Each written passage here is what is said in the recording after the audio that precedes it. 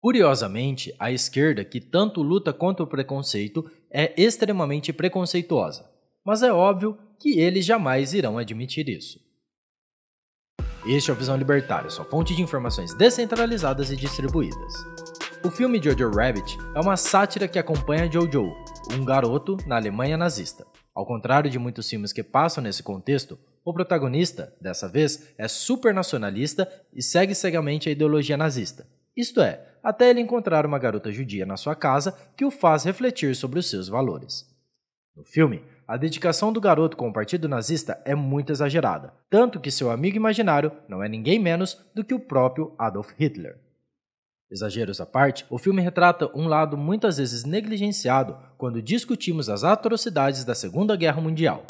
Muitos alemães realmente acreditavam na política de Hitler. Em retrospectiva, é extremamente fácil julgar o quão errado e absurdo aquelas ideias eram. Entretanto, ainda hoje, muitas pessoas caem em iscas parecidas e nem se dão conta. Uma das características principais sobre o nazismo é o antissemitismo. Esse sentimento cresceu principalmente porque eles usavam os judeus como bode expiatório para todos os seus problemas. O país está com problemas? Culpa dos judeus. Você está sem dinheiro? Culpa dos judeus. Você ficou doente? Culpa dos judeus. E era sempre assim. Qualquer problema era sempre culpa dos judeus. Ouvindo isso rotineiramente, muitas pessoas começam a desenvolver sentimentos de ódio contra os praticantes do judaísmo. Até descendentes de judeus que nem mesmo praticavam ou se importavam com a religião eram vítimas. Tanto é que Albert Einstein, por ser judeu, teve seus livros queimados e teve que fugir da Alemanha naquela época. Outro grande exemplo no meio liberal que foi perseguido pelos nazistas foi o filósofo político e economista Ludwig von Mises, que também era judeu. Isso, eventualmente, culminou numa das maiores atrocidades da história, o Holocausto. Esse evento, que dispensa apresentações, tinha como objetivo eliminar o bode expiatório dos nazistas, o povo judeu.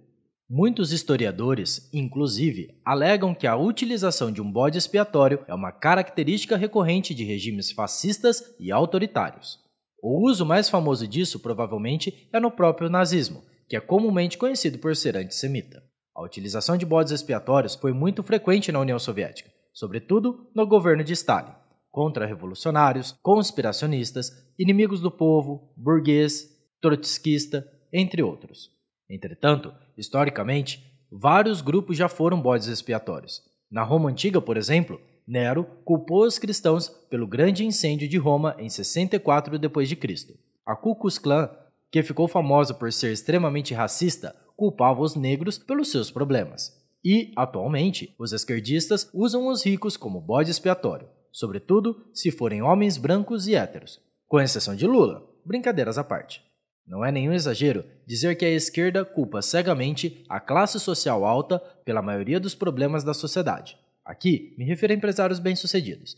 E, além disso, propagam um discurso de ódio contra essa minoria.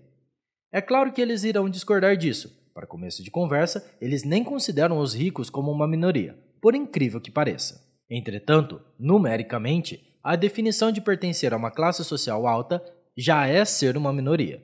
Veja bem, o critério para definir riqueza é muito vago, mas geralmente é utilizado de forma relativa. Se você organizasse a riqueza de todo mundo em ordem decrescente, de cima para baixo, a classe alta seria apenas o pedaço de cima. Se a classe alta fosse uma grande maioria, ela seria chamada de classe média. Portanto, pela própria definição, ser rico é ser uma minoria na sociedade, sobretudo na brasileira e em países socialistas. Contudo, o termo minoria, quando utilizado num contexto social pela esquerda, geralmente tem como definição ser um grupo oprimido, e são os militantes quem irão decidir a dedo quem é oprimido ou não. Usando essa definição, eles não consideram os ricos uma minoria. Na verdade, é muito pelo contrário, já que eles constantemente retratam essa classe social como sendo opressora. Ou seja, segundo eles, os ricos são a maioria. Chega a ser até um pouco confuso ficar usando esses termos, que claramente não condizem com os números da realidade. Mas a ideia aqui seria que a maioria ou minoria se refere à representatividade ou à quantidade de influência do grupo na sociedade, e não a números absolutos. Independentemente do termo utilizado, é evidente que esse ódio está presente no discurso comunista. Para começo de conversa, separar as classes sociais como opressora e oprimida, como sugere Marx, já carrega uma baita presunção negativa. É impossível negar isso. Chamar alguém de opressor é um xingamento, sobretudo se esse alguém não oprime, mas ajuda, cria riqueza e emprega pessoas, servindo à sociedade. Se você duvida, experimente chamar algum conhecido seu de opressor e veja como ele vai reagir. Ah, mas Marx e comunismo são coisas radicais. A esquerda de hoje é diferente. Será mesmo? Recentemente, o Lula chamou os banqueiros de idiotas e Alberto Fernandes, presidente da Argentina, chamou os empresários de patifes. Deixarei as notícias que contêm essas falas na descrição do vídeo. Agora, imagine o que aconteceria se Bolsonaro chamasse os pobres de idiotas. É fácil visualizar o quão indignado a mídia tradicional ficaria nesse caso, né? Mas por algum motivo, quando políticos esquerdistas criticam de forma generalizada uma outra classe social, ninguém fala nada. Um exemplo é quando as radicais feministas dizem que todo homem é um potencial estuprador, ou que todo homem é machista e pratica algum tipo de violência contra mulheres. Isso também é uma forma de se criar e atacar um bode expiatório. Elas estão fazendo uma baita de uma generalização injusta e sobre isso o senso comum, a mídia e os influenciadores se calam. Existem inúmeros outros exemplos de pessoas odiando os ricos sem razão, como é o caso da mulher que sofreu linchamento social apenas por compartilhar uma foto dos potes de sorvete que ela recebeu do seu pai. O link para essa notícia também está na descrição. E esses casos não são raros ou pontos fora da curva. Se você abrir o Twitter, você pode brincar de caça ao ódio contra os ricos à vontade. E não tem outra explicação para isso, senão o fato de que a esquerda é preconceituosa. Chega a ser até irônico. Eles pregam tanto o combate ao preconceito, às vezes achando até pelo em ovo, como no caso em que eles queriam cancelar a palavra esclarecer, por ser supostamente racista, sendo que, na verdade, a palavra não remete à cor da pele, mas sim ao ato de iluminar.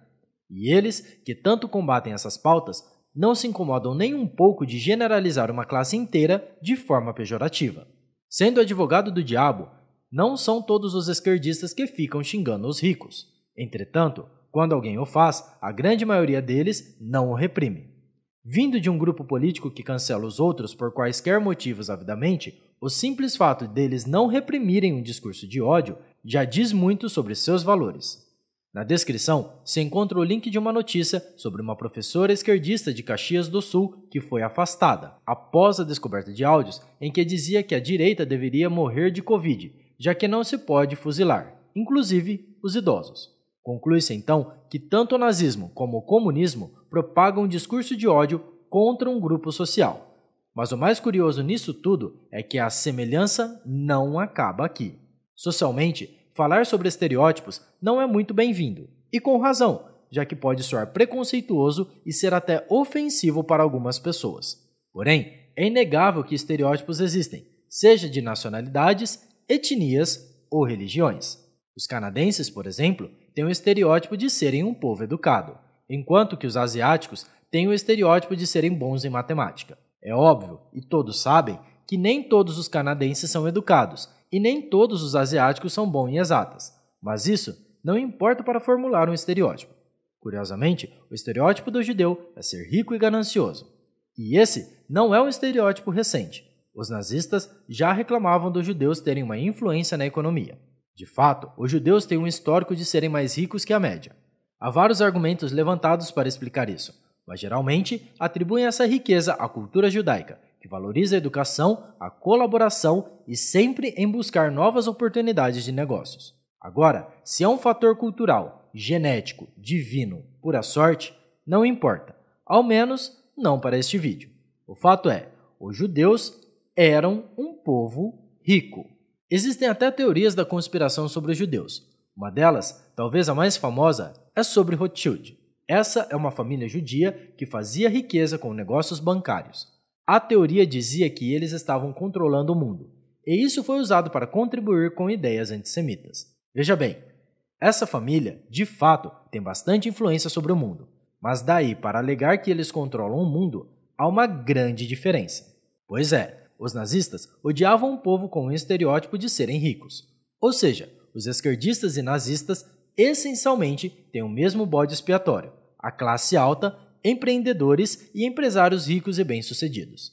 Chega a ser até irônico.